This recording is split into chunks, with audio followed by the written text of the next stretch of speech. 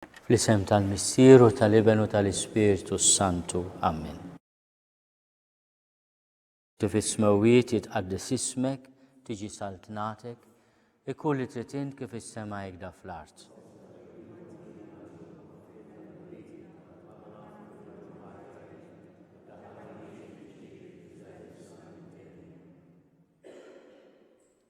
Il-pariri tajjeb, fl-isem tal-Missieru tal-Ibenu tal-Ispiritu Santu. Amen. Illum se nkomplu il-lezzjo divina fuq il-Vanġelu ta' San Ġwan. Fl-aħħar laqgħa li kellna għamilna il-lezzjo divina fuq it-tieġ ta' Kana, l-ewwel biċċa mill-kapitlu 2 u llum inkomplu il-kapitlu 2 u jekk Alla jrid l-ewwel biċċa tal-kapitlu 3. Qegħdin fil-bidu tar-Randan imqaddes u it-tema tal-lezzjo divina tal-lum li segwi t-test il-kitba tal-Evanġelista titkellem dwar il-dusija tat-Tempju u mbagħad id-dialogu bejn Ġesu u Nikodemu. Dan għal-personaġġ li kien iħobb jiddialoga bil-lejl. U il-Vanġelu ta' San Ġwan meta jitkellem dwar Nikodemu u jissemma 3 darbiet dejjem jindika din il-ħaġa, dak li mar jiltaqa' mal-mulej bil-lejl. Aħna se nibdew illum ir-rakkont ta' l-ewwel mit-3 żjarat ta' Ġesu fil-Vanġelu ta' San Ġwan dejjem. Ġerusalem għall-Għajt. Jekk aħna nieħdu il-Vanġeli sinottiċi Mattew, Marku u Luqa, insibu li hemm ir-rakkont ta' festa waħda tal-Għajt, dik li itwassal għal-mewt ta' Ġesu u l-irxox ta' Ġesu. U allura wieħed jistaqsi imma hemm 3 snin ta' Ministeru Pubbliku ta' Ġesu. Din il-ħaġa hija riflessa fis-sinottiċi imma ma jiqfux fuq it-3 festi tal-Għajt għal dawn it-3 snin, huwa biss il-Vanġelu ta' San Ġwan li jiddedika spazju u jirrakkonta it-3 festi tal-Għajt fit-3 snin tal-Ministeru ta' Ġesu. Allura għaw l-ewwel festa tal-Għajt fil-bidu tal-Evanġelju għadna fil-kapitlu numru 2, it-tieni festa tal-Għajt issir fis-6 kapitlu fejn hemm ukoll id-diskors fuq il-ħobbs tas-sema, il-kelma ta' Alla u l-Ewkaristija.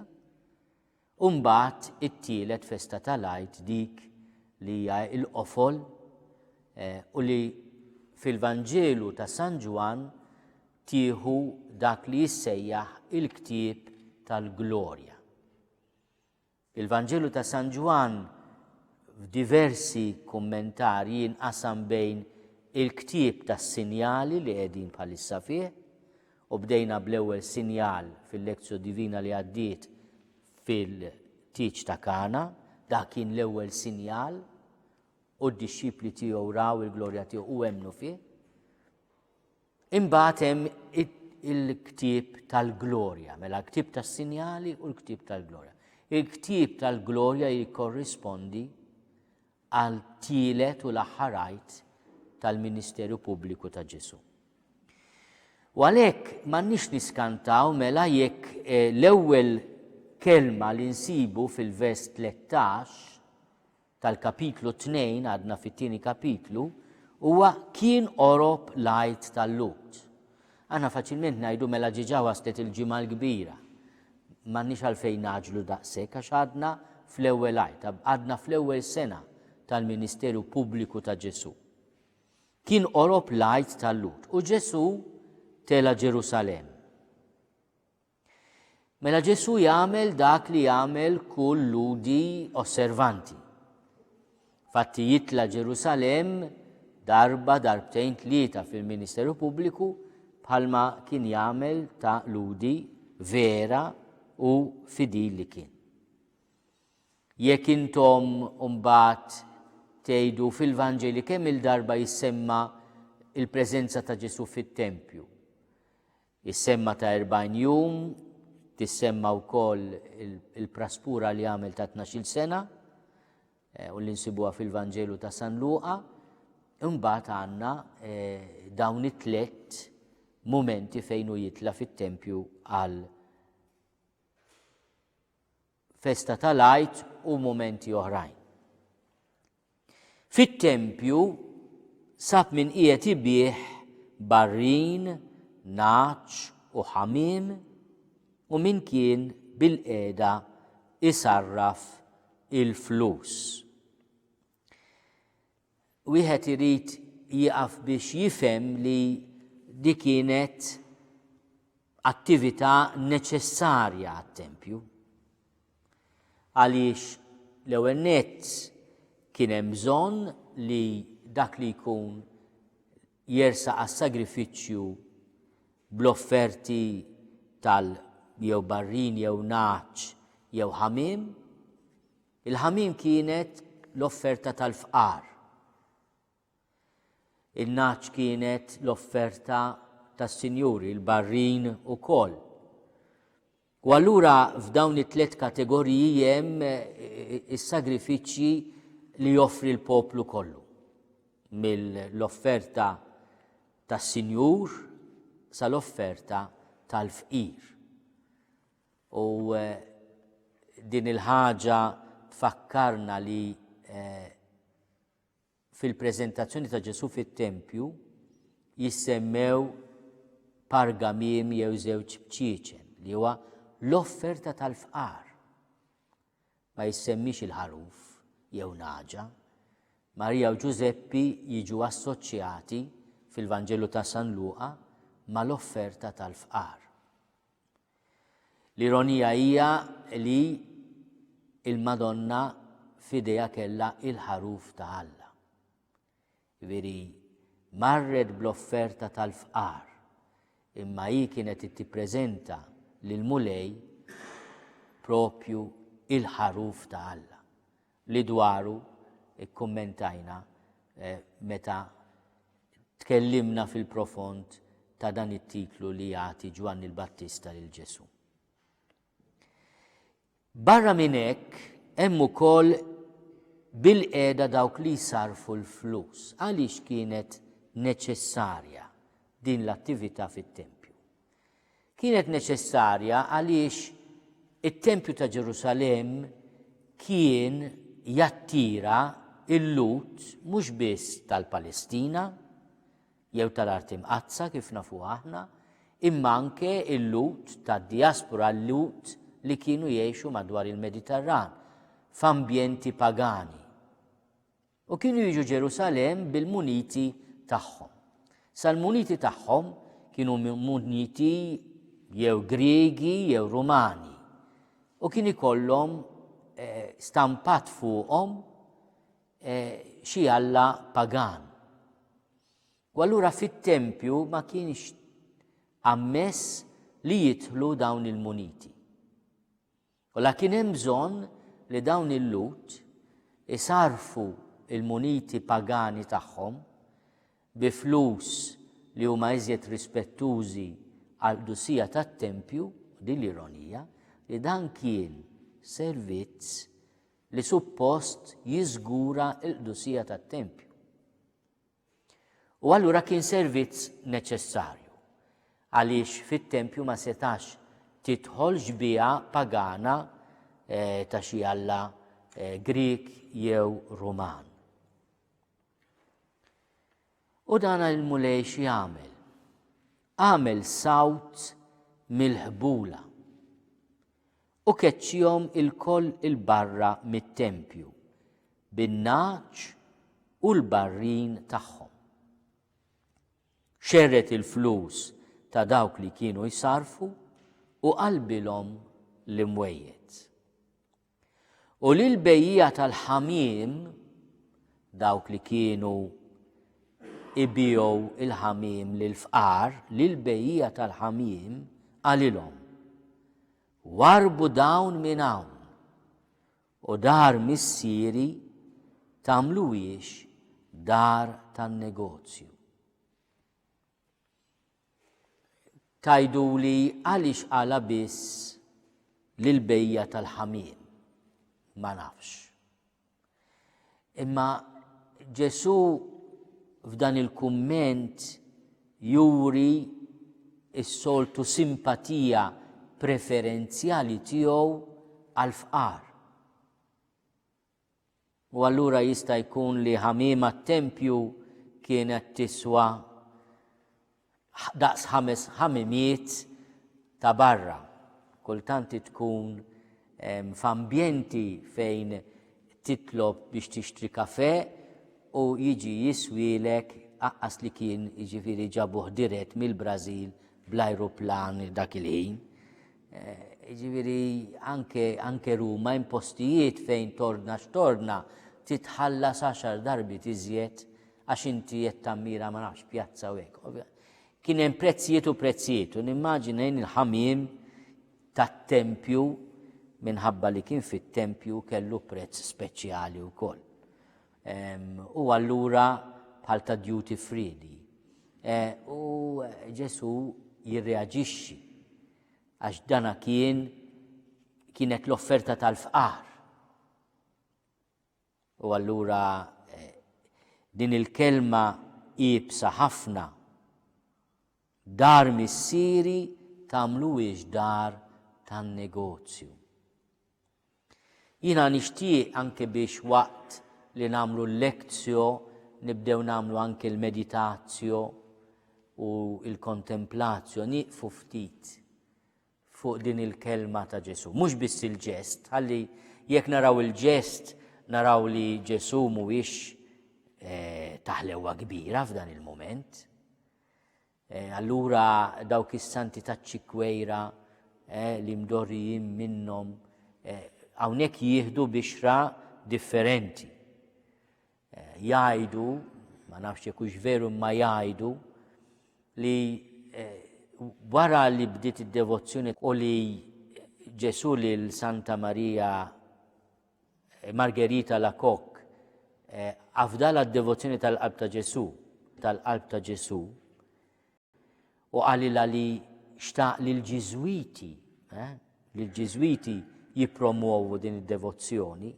Il-direttur spirituali tagħha mbagħad isir San Claude de la Colombière. Allura fil-Knisja tal-Ġesu tal-Ġiżwiti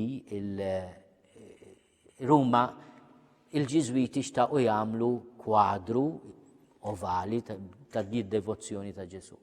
U insomma prova l-artistu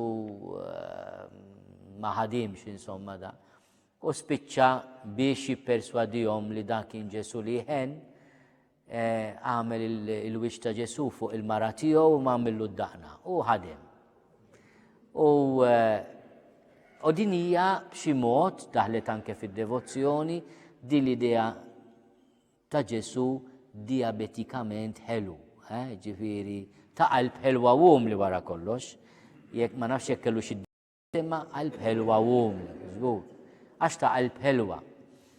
Imma hawnhekk ma jidhirx daqshekk. Ġesu, il-profeta virili li bħal Neħemija hemm sitwazzjoni simili fil-ktieb ta' Neħemija meta Neħemija jirrabja kontra wieħed mis-saċerdoti tat-tempju li kien daħħal xi mara fejn mhux suppost u insomma jkeċċih bil-frustati. Ġifieri hemm biex ngħidu preċedent fl-Iskrittura ta' dan il-ġest ta' Ġesu u allura ġest profetiku ta' purifikazzjoni bħalma minn Neħemija qed jagħmel Ġesu. Bid-differenza li Ġesu meta jitkellem fuq it-tempju jgħidlu dar missieri. Fil-Vanġelu ta' San Ġwan tajjeb li nieqfu u waqt li qed nagħmlu l-lezzjon nagħmlu anke l-meditazzjon nitpaxxew bit-titli li Ġesu jagħti lilu nnifsu. Fil-fatt waħda mill-teżijiet importanti ħafna tal-Papa Benedittu fil-kotba tiegħu Jesus of Nazareth huwa li waqt li qed jiddiskuti ma' l-iskulari moderni tal-Iskrittura li jitkellmu dwar lill-komunità speċi wara l-esperjenza tal-qawmin ta' Ġesu bdiet tirrifletti fuq dak li ġara iżid xi kelma l-ewwel hemm biex jikkonfermaw id-divinità ta' Ġesu, imma Benedittu jgħid ma jistax ikun li dal-kliem kollu kien ivvintat mill-komunità wara il-qawmin mill-imwiet. U fl-istess ħin jekk inti tieħdu at face value tinduna li Ġesu ma kienx profeta kwalunkwe. Dak li kien jgħid fuq innifsu, fuq Alla, huwa tant qawwi li tgħid jew veru, jew inkella dan għandu każ kliniku ta' megalomanija. Ġifieri fid-dinja ma tiġ ħafna erf biex tinduna li jkollok anke nies qrib tiegħek li jkollhom daw it-tendenzi li rashom tikber ħafna u malajr. Imma dana il-mod kif kien jitkellem u għalhekk is-sinjali kienu importanti għax il-kliem ta' Ġesu huwa tant qawwi li is-sinjali mbagħad huma konferma jekk ma temmnux kliemi hemmnu s-sinjali li qiegħed nagħmel. Dar missieri tagħmluhiex dar tan-negozju. Din il-kelma ta' Ġesu ħares fi profondità lejn il-motivazzjoni ta' dan il-ġest. Għaliex jagħmel dan il-ġest? U dan il-ġest konkret, x'sinifikat spiritwali għandu? L-ewwel iridu nikkonsidraw il-fatt li fi żmien Ġesu, imma anke fi żmienna, kien hemm kunċett ta' reliġjon li kien ibbażat fuq il-kuntratti tan-negozju. Mela l-kuntratti tan-negozju fid-dritt Ruman kienu diversi, ma niftakarhomx kollha issa l-kors tal-liġi li għamiltu iżjed minn 30 sena. Imma kien hemm jiena nagħtik xi ħaġa biex inti tagħtini xi ħaġa. Jiena nagħmel xi ħaġa biex inti tagħtini xi ħaġa. Jiena nagħmel xi ħaġa biex inti tagħmilli xi ħaġa. Mela kien do ut des, faċio ut des, faċio ut facies. Kienu dawn l-istrutturi tal-kuntratti tan-negozju. U Alla in-nies kienet titratta hekk. Jiena nagħtik xema u inti trebbaħni l-lotterija, mela jiena nagħtik xi ħaġa u inti tagħtini xi ħaġa oħra. Jiena nagħmel xi ħaġa immur pellegrinaġġ u inti tagħtini xi ħaġa. Jew inkella jiena nagħmel xi ħaġa u inti tagħmilli xi ħaġa li toqtolli l-għadu tiegħi pereżempju. Għax in-negozju bħala l-pedament u il-bażi tar-reliġju, ta' dik li ħaġa ir-relazzjoni tagħna ma' Alla. U Ġesu jrid jippurifikana minnha din. Għaliex? Għax ir-reliġjo tiegħu huwa li jagħmel ir-rieda tal-missier. X'inhu l-ħobbs ta' Ġesu? Jgħidilhom imbagħad tas-Samirita. Li nagħmel ir-rieda tal-missier, mhux dak li rrid jien, imma li trid inti. X'għallimna? Missierna li inti fis-smewit. Jitqaddes ismek. Tiġi saltnatek, ikun li trid int. Hemm għatina il-ħobżna ta' kuljum, hemm ukoll. Imma mhuwiex kwistjoni ta' isma' aħna bravi u allura inti se tippremjana, jew se nagħtuk xi ħaġa u se tippremjana. Mela tajjeb li neżaminaw aħna kif nittrattaw il-Alla. Għax m'għandniex għalfejn noqogħdu nitkażaw bil-Griegi u l-Romani u l-Mosopotami u l-Etjopiċi, aħna kultant ma' Alla nirraġunaw hekk. U tajjeb nisimgħuh il-kliem ta' Ġesu, dar missieri tagħmluhiex dar tan-negozju. Tiġu xaw biex tinnegozjaw miegħi. U allura fil-bidu ta' dan ir-randan imqaddes din il-kelma ta' Ġesu mhijiex kelma ħarxa, imma hija kelma soda li tistedinna nippurifikaw il-mod kif aħna naħsbu fuq Alla, nittrattaw ma' Alla. Id-dixxipli ftakru f'dak li kien hemm miktub fl-Iskrittura. Il-ħeġġa għal darek fnietni. Imbagħad il-Lut qabdu qalulu, x'sinjal se turina li inti tista' tagħmel dan? Int min int biex tiġi u taqleb id-dinja ta' taħt fuq. Il-kelma tiegħu missieri, dar missieri, hija kelma qawwija ħafna. Ġesu weġibhom, ħottu dan it-tempju u fi 3 ijiem nerġa' ntellgħu. Għalhekk il-Lut qalulu dan it-tempju ħa 46 sena biex inbena u int se ttellgħu fi 3 ijiem. Iżdu tkellem fuq it-tempju tal-ġisem tiegħu. Dan huwa kumment tal-Evanġelista. Meta mbagħad qam mill-imwiet, id-dixxiplu tiegħu ftakru f'dan li kien qal u emmnu fl-Iskrittura u fil-kliem li kien qal Ġesu. Mela dan huwa il-kummentarju tal-Evanġelista anke fuq ir-risposta qawwija ta' Ġesu.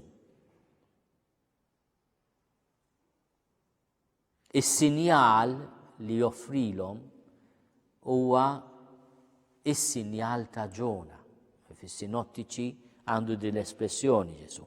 Għax kif il-Ġona kien fżaq il-ħuta 3 ijiem hekk ukoll bejn il-bniedem ikun fżaq l-art fil-ġuf tal-art għal 3 ijiem. U mbagħad jinbeżaq, jirxoxta. U hawnhekk Ġesu jinsisti wkoll li dan huwa s-sinjal. Is-sinjal tal-filjolanza tiegħu għaliex u jagħmel hekk għax it-tempju għadar missieru, almenu fil-Vanġelu ta' San Ġwan, l-awtorità li biha Ġesu jippurifika it-tempju, u allura hemm ukoll il-profezija ta' Malakija li jgħid u jiġi il-mulej fit-tempju tiegħu u jippurifika it-tempju tiegħu. Ja xi ħaġa li taqgħadna wkoll mal-festa tal-preżentazzjoni tal-mulej fejn il-liturġija wkoll tuża il-profezija ta' Malakija.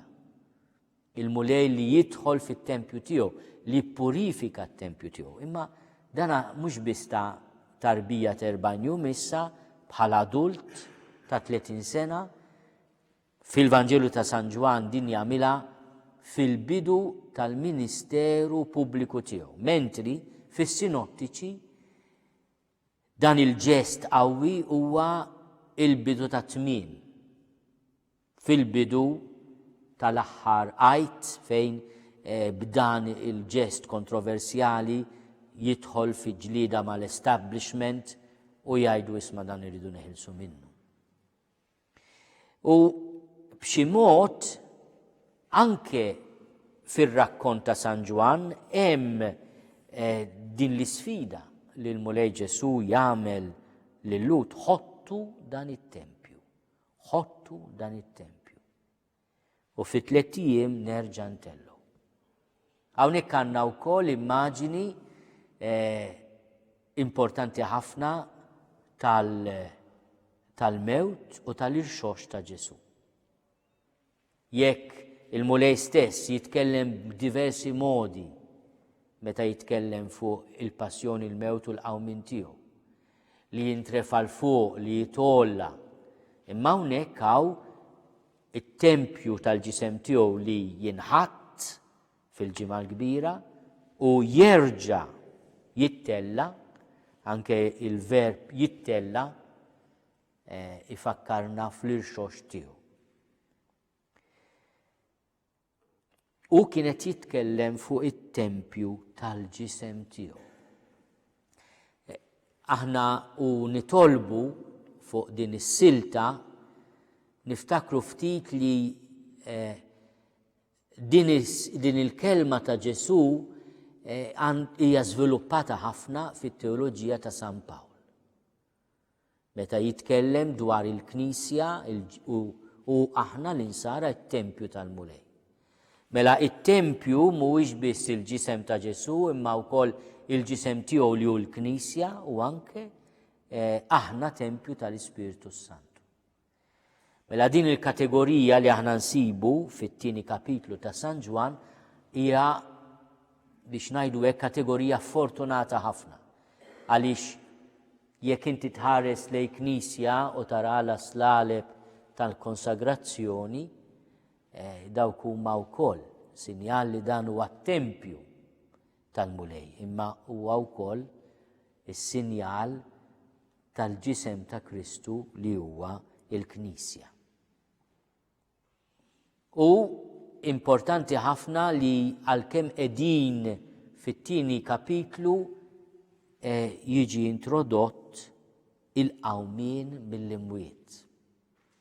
Mela il-Vanġelu ta' Ġwanni jippresupponi komunità ta' fidi li l-istorja ta' Ġesu il-fidi tafa qed tgħixha u fl-istess ħin il-komunità qiegħda taħseb fuq il-kelma ta' Ġesu. U hawnhekk għandna wkoll rifless tal-effett u l-impatt tal-qawmien ta' Ġesu fuq id-dixxipli. Li il-qawmien ta' Ġesu jagħti toma lil ħajja tiegħu. Dak li kien disfatta jiġi trasformat għaliex issemmi l-konferma jingħata s-sinjal li talbu l-Lut. U allura kull kelma ta' Ġesu tiġi konfermata, imwettqa u approfondita. U għalhekk hawnhekk diġà fit-tieni kapitlu ta' San Ġwan għandna il-proċess tal-fidi tal-Knisja wara l-qawmien ta' Ġesu mill-imwiet li anke bdiet taqra s-salmi b'mod differenti. Għax il-Lut kienu jaqraw, ikantaw is-salmi, jekk aħna għandna evidenza ċara fl-ort tal-ġnien taż-Żebbuġ. Meta ħarġu miċ-ċenaklu bdew ikantaw is-salmi. Jiġifieri id-dixxipli ta' Ġesu bħal kull ludi kienu jitpaxxa, ikanta s-salmi. Imma mbagħad wara l-irxox tiegħu hemm is-salmi tal-passjoni li aħna naqraw ukoll fil-ġimgħa kbira u li jibdew jieħdu sens u sinifikat ġdid. Imma anke is-salmi l-oħrajn, is-salmi messjaniċi jibdew jinqraw b'mod differenti. Meta mbagħad qam mill-imwiet id-dixxipli tiegħu ftakru f'dak li kien qal u emmnu fl-Iskrittura. Din il-fidi fl-Iskrittura hija proċess ta' approfondiment. Mela x'inhu dal-proċess li qed isemmi hawnhekk San Ġwan? Emmnu fl-Iskrittura u fil-kliem li kien qal Ġesu, l-Iskrittura Ebrajka li jemmnu fiha b'mod ġdid. Għax wara il-qawmien ta' Ġesu, il-profezziji ta' Iżajiji, il-profeti messjaniċi, anke l-istorja tal-Eżodu tieħu sinifikat ġdid. Dak is-sinifikat li aħna niċċelebraw fil-liturġija tal-Knisja. Waqt li kien Ġerusalemm, il-vers 23, għal-festa tal-Għid, kien hemm ħafna li jemmnu f'ismu billi raw is-sinjali li kien jagħmel.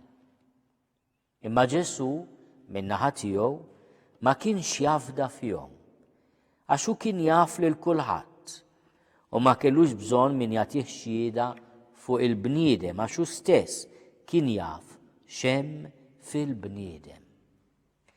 Dina s-silta kommentajna diġà fuqha meta iltqajna mal-personaġġ ħelu ta' Natanael u jgħidlu minti fejn tafni u jgħidlu rajtek taħt is-siġra tat-tin.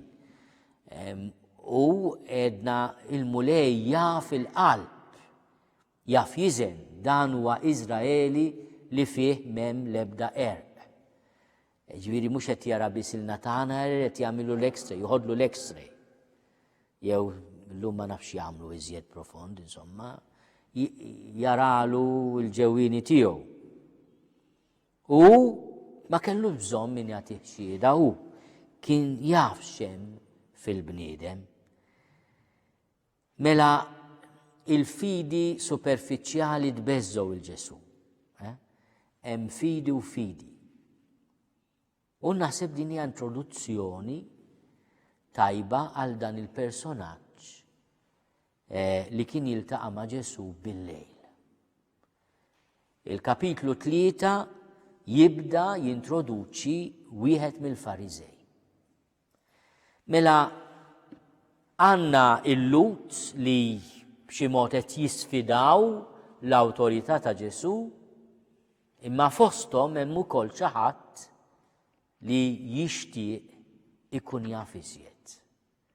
U hawnhekk allura mal-ewwel għadna fl-ewwel għajt ta' Ġesu, fl-ewwel kapitli tal-Vanġelu, jiġu introdotti diversi tipi ta' nies.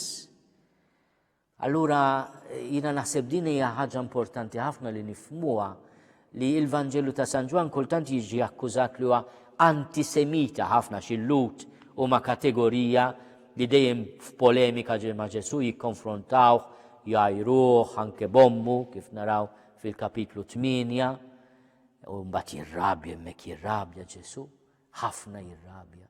U imma hemm Lut oħrajn, hemm Fariżej oħrajn. U hawnhekk fil-kapitlu 3 jiġi introdott dan il-Fariżej li huwa bniedem speċjali, bniedem speċjali. Interessanti li jismu huwa Grik, Nikodemos, li tfisser ir-rebħa tal-poplu, da mhux slogan ta' partit.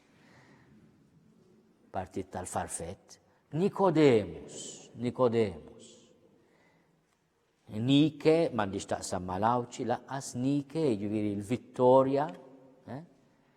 Demos, demokrazija, krazija hija l-poter. Demos, il-poplu. Tant kliem minn demografija, demokrazija. Hija demos huwa il-poplu.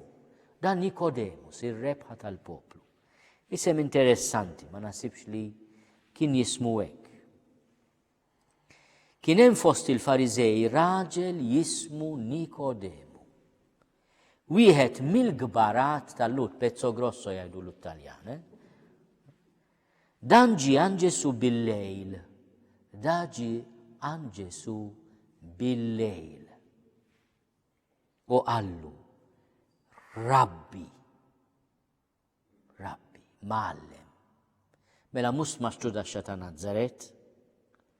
Dan Nikodemu diġà qed jirrikonoxxi f'Ġesu l-awtorità li jgħallem.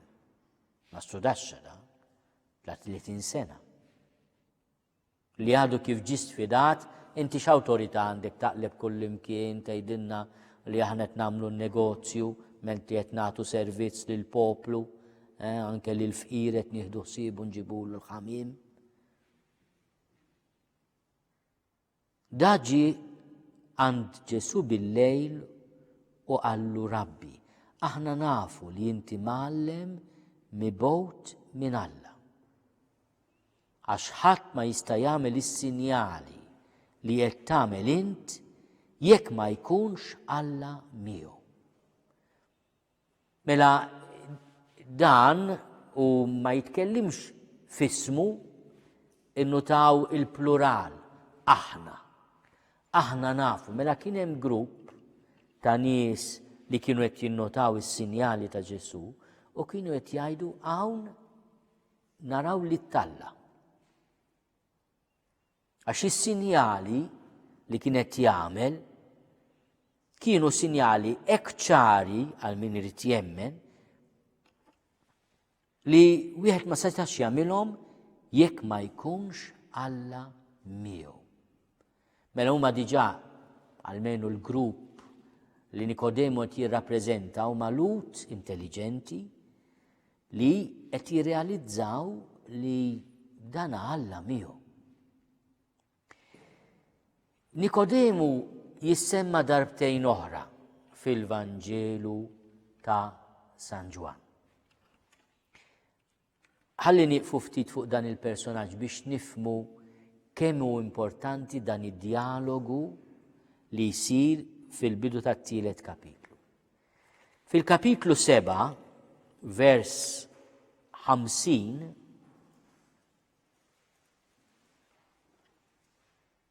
Nikodemu jaqbes għal Ġesu għaliex ormai il-kapijiet tilfu l-paċenzja u wieħed minnhom jismu Nikodemu dak li qabel kien maran Ġesu qabes u jgħidilhom.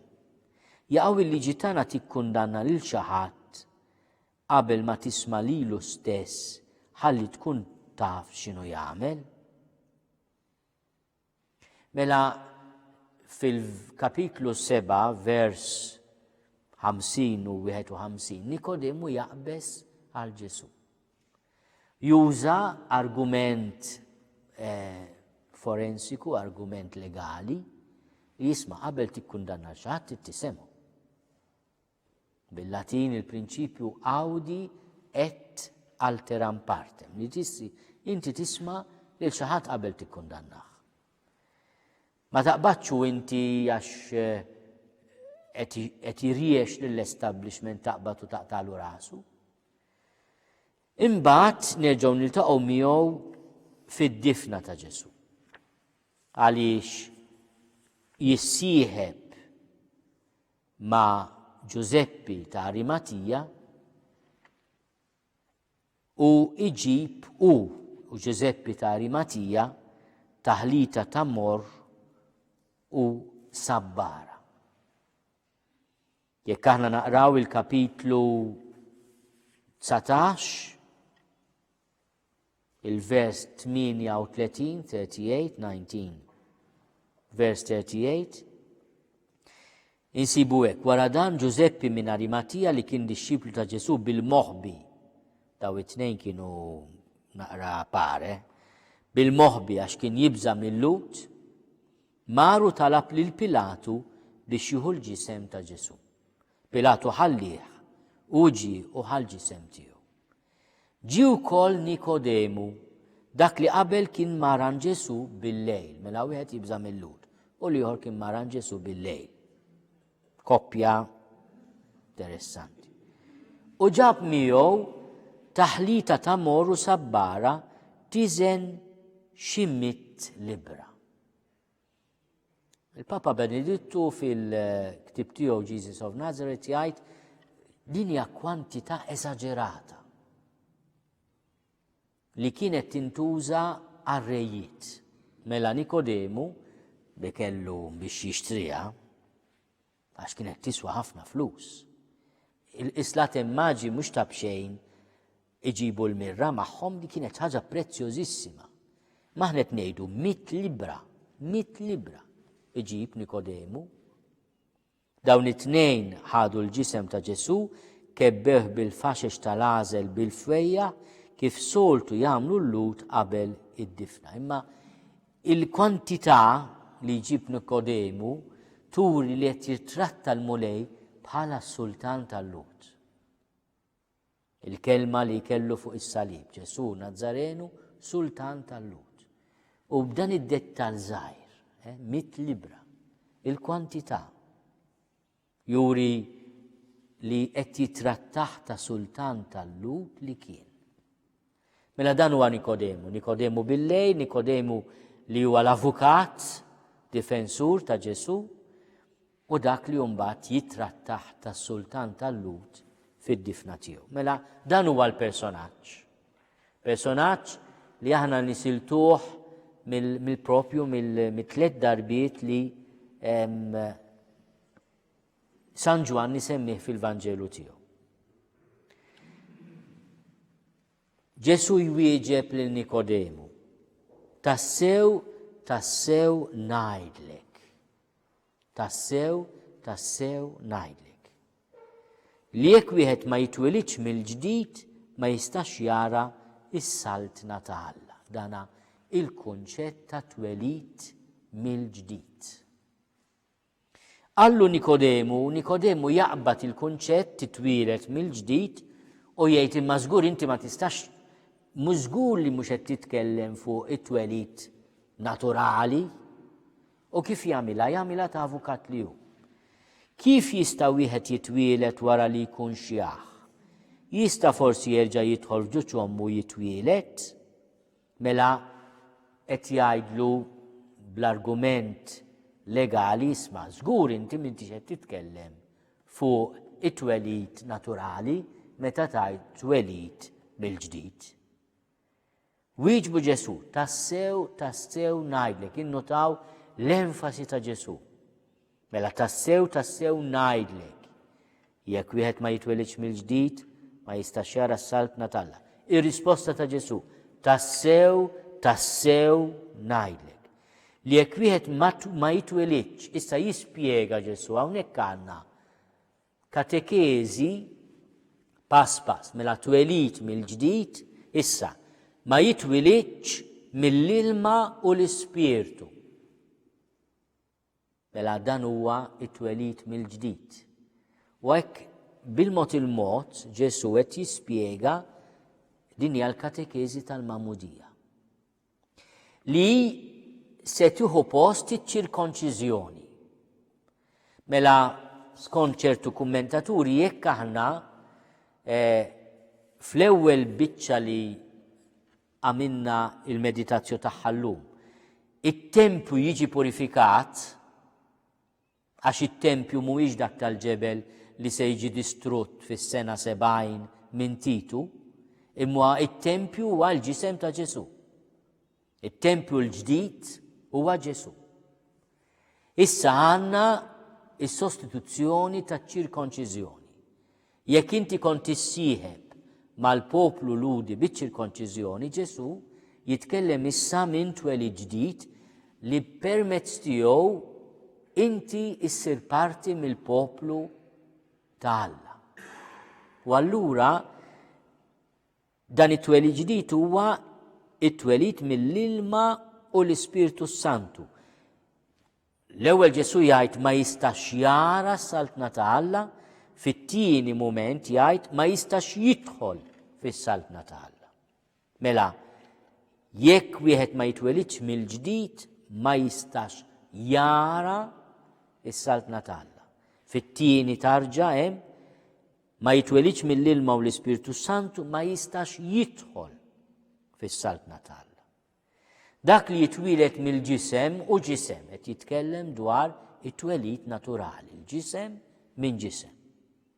U dak li jitwilet mill-ispirtu u spirtu. Mela dan huwa twelid mill-ispirtu, mill-ilma u l-ispirtu. Il-Magħmudija hija twelid mill-ispirtu.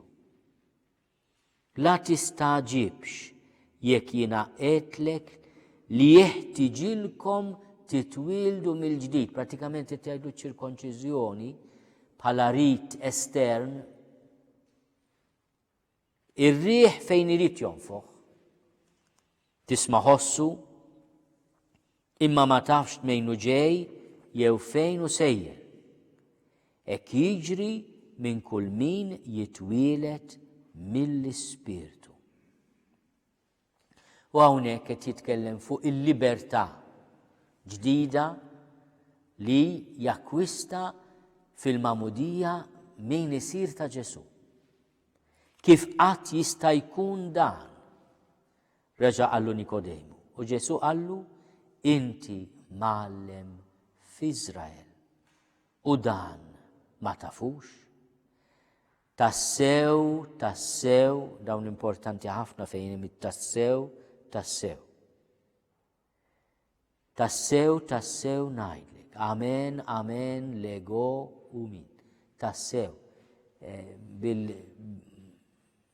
Fil-Grik hemm il-kelma amen. Amen. Tassew ngħidlek. Li aħna qegħdin nitħattu fuq dak li nafu qegħdin nagħtu xhieda ta' dak li rajna. Imma x-xhieda tagħna ma tilqowix. Jekk intom ma temnux meta nitkellem magħkom fuq il-ħwejjeġ tal-art. Kif sejrin temnu meta nkellimkom fuq il-ħwejjeġ tas-sema. Ħadd ma tela is-sema li f'bin il-bniedem li niżel mis-sema. U kif Mosè refa s-serb fid-deżert, hekk jeħtieġ li jkun merfuh bin il-bniedem biex kull min jemmen fih ikollu l-ħajja ta' dejjem. Ħaniqfu għax mbagħad jiġi biex ngħidu hekk kliem straordinarjament attwali wkoll anke fil-katekeżi tas-sena tal-ħnina. Hawnhekk il-mulej Ġesu jaqgħad l-awtorità tiegħu għax hu ħaġa waħda mal-missier. Tinnotaw li minnhom ma jgħidx jien imma aħna. U jitkellem dwar bin il-bniedem li niżel mis-sema. U mbagħad jitkellem ukoll fuq li jintrefa. Mela aħna jekk fil-bidu kif għadt bħala immaġini tal-mewt tiegħu rajna it-tempju jiġi imħotti, ħottu dan it-tempju, issa juża espressjoni oħra. Jeħtieġ li jkun merfuh bin il-bniedem. Kif Mosè refa is-serb fid-deżert. U hemmhekk hemm il-teoloġija kollha tal-salib bħala għajn ta' fejqan. Għaliex Nikodemu jifhem u anke l-komunità tifhem li qed taqra u tisma' l-Vanġelu ta' San Ġwan li s-serb fid-deżert kien is-serb tal-bronż li Mosè għamel kull min ħares leħi fiq mill-gidma tas-srieb velenużi. U allura din it-teoloġija straordinarja li hija importanti anke fi żmien tar-Randan aħna u nħarsu lejn il-kruċifiss. Aħna nirċievu l-fejqan. Bħal min kien iħares lejn is-serb tal-bronż, iħares biss il-ħarsa min ħares lejh, ifiq. U aħna ħafna drabi meta nkunu mtaqlin bl-awġ tad-dinja, bir-rabja, bil-għejra, bil-passjonijiet li jirkbuna nħarsu lejn il-kurċifiss. Dak li San George Preka fit-tradizzjoni tal-qaddisin tal-Knisja kien isejjaħlu il-ktieb il-kbir. Il-ktieb il-kbir. Inti taqra ħares lejn il-ktieb il-kbir u naqraw is-safa, naqraw għax Ġesu huwa distakkat minn kull passjoni tad-dinja. Naqraw il-faqar għax m'għandu xejn. Naqraw l-ubbidjenza. Naqraw il-paċenzja. Naqraw il-maħfra tal-idewwa. Aħfrilhom. U għandu ktib sħiħek paġna x'lezzjoni tieħu inti u tħares lejn il-kurċifiss. Għax Alla hekk ħabb id-dinja li tal l-ibnu l-waħdini biex kull min jemmen fih ma jintilifx, iżda jkollu l-ħajja ta' dejjem. Għax Alla ma baċ lill-ibnu fid-dinja biex jagħmel ħaq mid-dinja, imma biex id-dinja salva permezz tiegħu. Min jemmen fih ma jkunx ikkundannat. Iżda min ma jemminx huwa ġa kondannat għax ma jemminx fl-isem tal-Iben il-waħdini ta' Alla. U l-ġudizzju huwa dan. Id-dawl ġi fid-dinja, u niftakru mal-ewwel prologu hawnhekk, id-dawl ġi fid-dinja, imma l-bnedmin ħadbew id-dlam aktar mid-dawl. Għax l-emil tagħhom kien ħażin. Għax kull min jagħmel il-ħażin jobot id-dawl u ma jersaqx lejn id-dawl biex emilu ma jinkixifx. Imma min jagħmel is-sewwa jersaq lejn id-dawl biex juri li hemm Alla f'emilu. U dan huwa kummentarju straordinarju għal dak li hemm fil-prologu u kien id-dawl u dlam ma laqgħux. Jiddi fid-dlam ma dlam ma laqgħux. Jekk aħna insibu il-vers eżatt mill-prologu, nindonaw kif kellna iċ-ċans ngħidu wkoll li il-Vanġelu ta' San Ġwan mbagħad jelabora il-prologu, tibda tara l-prologu dawk l-ewwel versi tal-Vanġelu jinħallu jisek għandek inti xi ħaġa li tinħall. Id-dawl jiddi fid-dlam mela il-kapitlu 1 vers 5. Id-dawl jiddi fid-dlam imma d-dlam ma jelbux.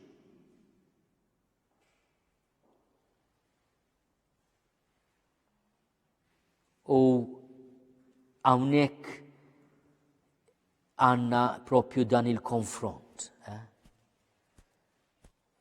Kien fid-dinja u d-dinja saret bih imma d-dinja ma rfitux. U qed jilmenta Ġesu, qed jinduna li hemm min se jilqgħu u hemm min mhux se jilqgħu.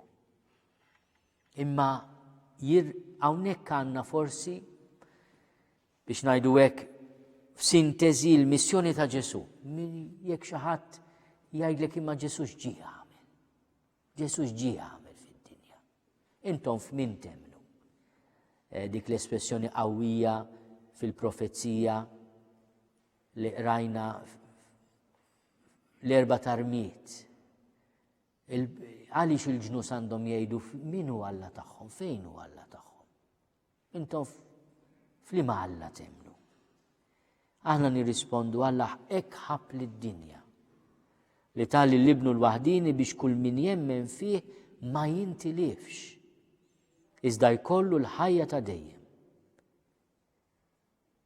Alla hekk ħabb lid-dinja.